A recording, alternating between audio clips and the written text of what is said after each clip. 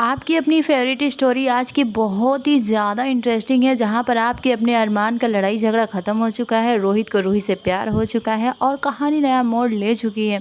जहाँ पर आप देखेंगे कि मनीष का कहना है कि किसी भी हाल में मेरी रूही उस घर में नहीं जा सकती, लेकिन यहाँ पर सुरेखा का कहना है कि बिल्कुल नहीं जाएंगे, क्योंकि सुरेखा का कहना है कि पूरी गलती रूही की थी, क्योंकि अरमान को वापस नहीं आना था। अरमान को जब वापस नहीं आना था तो रूही को उससे उम्मीद लगाकर नहीं रखनी चाहिए थी।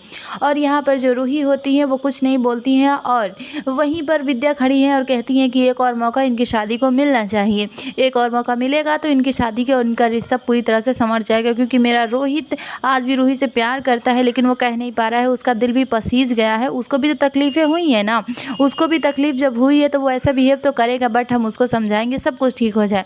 मनीष कहते हैं कि ऐसा कुछ भी ठीक होने वाला नहीं है और कभी भी हम अपनी बेटी को आपके घर पे नहीं भेजेंगे।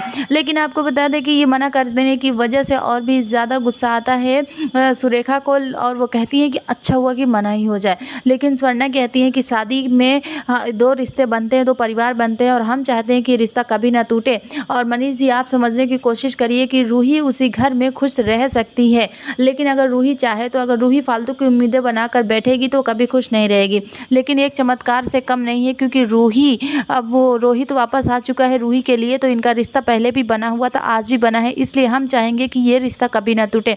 तो तुम जब करो स्वर्णा, तुम्हें कुछ समझ नहीं आ रहा कि तुम्हें क्या बोलना चाहिए।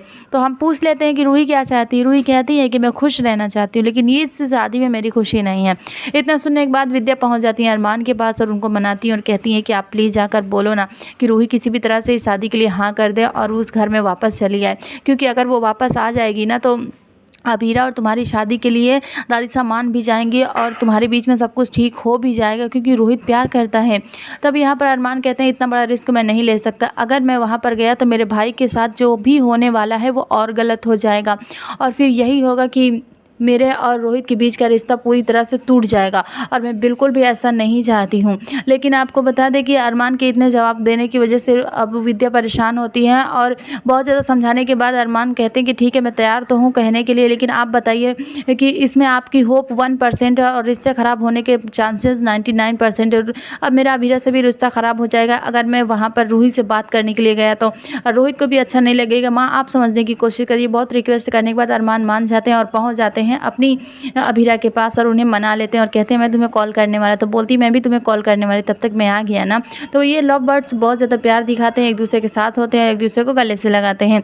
अब यहाँ पर जो ही रोहित होते हैं, रोहित देख लेते हैं रूही को, और रोहित कहते हैं कि ये केस हम ही जीतेंगे, लेकिन उनके क्लाइंट उनसे बात करने की कोशिश करते हैं, लेकिन रोहित का जो फोकस होता है वो सारा का सारा रूही पर होता है। इस वजह से अपने क्लाइंट्स को टाइम नहीं दे पाते हैं और वो क्लाइंट्स इन्हें छोड़कर चले जाते हैं, जिसकी वजह से रूही यहाँ पर बहुत खुश हो जाती हैं कि उनका क्लाइंट्स उनके सामने होते हैं और वो अपने ज्वेलरी के डिज़ाइन दिखाती हैं और कहती हैं कि देखिए मुझे अगला ऑर्डर देने के लिए आपसे हम कांटेक्ट करेंगे। यानी कि रूही को एक और काम मिल चुका है, तो वो बहुत खुश हो जाती हैं और बोलते हैं कि मेरे पर नानू कितने ज़्यादा खुश हो जाएंगे ना जब वो ये सुनेंगे कि ऐसा कुछ होने वाला है, तो बहुत ही ज़्यादा हैप्पी हो जाएंगे। तो कहती है इसमें तो मुंह मीठा करना बनता है। मुंह मीठा करने के लिए जब वो जाती हैं तो उनके सारे पेस्ट्री जो होते हैं, पाइनएप्पल पेस्ट्री की और कुछ चॉकलेट पेस्ट्री, वो सारे के सारे ले लेते हैं यहाँ पर रोहित और खाने लगते हैं। तो बोलते हैं आप ऐसा क्यों कर रहे हो, अगर तुमने ऐसा किया ना तुम्हारी तबीयत ख़राब हो जाएगी। मेरी तबीयत ख़राब होगी तो कौन सा तुम मुझे देखने के लिए चली जाओगी, कौन सा तुम मेरा साथ देने वाली हो, कौन सा उस घर में। इनडायरेक्टली उनका ये कहना है कि तुम मेरे साथ रहो, मेरा साथ दो, मेरा ख्याल रखो, मुझसे प्यार करो।